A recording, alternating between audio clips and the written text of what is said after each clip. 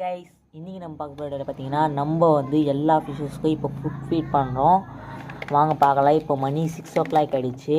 நான் என்ன ஃபுட்டு போடுறேன்னு பார்த்தீங்கன்னா ஒசாக்கி பேசிக் ஃபிஷ் ஃபுட் தான் போடுறேன். நீங்கள் டயோட்டோ போடலாம், ப்ரீமியம் போடலாம், எல்லாமே நல்ல ஃபுட்டு தான். என்ன கப்பீஸ்க்கு மட்டும் கொஞ்சம் பாதியாக உடச்சி போடுங்க. ரைஸ் பார்த்தீங்கன்னா நான் வந்து ஃபுட்டை வந்து இந்த அளவுக்கு நான் நசுக்கியிருக்கேன். நீங்களும் இந்த மாதிரி போடுங்க. பாதியாக உடச்சி போடுறதுக்கு சிரமமாக இருந்தால் இந்த மாதிரி லைட்டாக நசுக்குனிங்கன்னா இந்த மாதிரி வந்து நம்மளுக்கு வந்துடும். இந்த மாதிரி நம்ம போட்டுடலாம். நம்ம மீன் வந்து நல்லா குரோத்தும் சீக்கிரமாக. முக்கியமாக நம்ம வந்து கப்பீஸுக்கு இல்லை மற்ற மீன்களுக்கு ஓவர் ஃபீட் பண்ணக்கூடாது. இந்த டைமுக்கு அதாவது 5 minutesக்குள்ளே நம்ம போட்ட சாப்பாடெல்லாம் சாப்பிட்றணும். பார்த்திங்கன்னா இப்போ நான் வந்து இந்த ஒசாக்கின்ற ஃபுட்டு தான் நான் யூஸ் பண்ணுறேன். ஃபஸ்ட்டு நான் வந்து யூஸ் பண்ண ஃபுட்டு வந்து டயோட்டோ ஃபுட்டு. பார்த்தீங்களா, இதில் வந்து மாலி வந்து குட்டி போகிறதுக்கு ரெடியாக இருக்குது. ஏற்கனவே ஒரு ஷார்ட்ஸில் சொல்லியிருப்பேன். இந்த மாதிரி டேஞ்சரஸ் ஃபிஷ்ஷஸ்க்கு அதாவது மான்ஸ்டர் ஃபிஷ்ஷுக்கெலாம் நீங்கள் அந்த மாதிரி நிறைய ஃபீட் பண்ணிங்கன்னா நல்லா க்ரோத்து சூப்பராக இருக்கும்.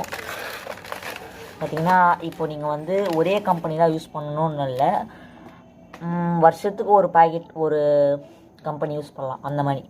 ஏன்னா வந்து அந்த ஃபுட்டு சாப்பிடாத ஃபிஷ்ஷஸ் வந்து ஸ்ட்ரெஸ் ஆகிடும். பார்த்திங்கன்னா இதில் கௌராவும் ஷார்க்கும் தான் இருக்குது. கௌரா ஃபீமேல்ஸ் இருக்குது. சேலுக்காக வச்சுருந்த ஃபிஷ்ஷெல்லாம் இருக்குது. தண்ணி கொஞ்சம் கலங்கலாக இருக்கும். நாளைக்கு இல்லை 4 நாளைக்கு இல்லை இப்போ கூட க்ளீன் பண்ணுவேன். இப்போது நான் கப்பி குட்டி ஃபீட் பண்ணுறேன் பாருங்கள். கைஸ், இதோட இந்த வீடியோ முடிச்சுக்கலாம். Bye guys.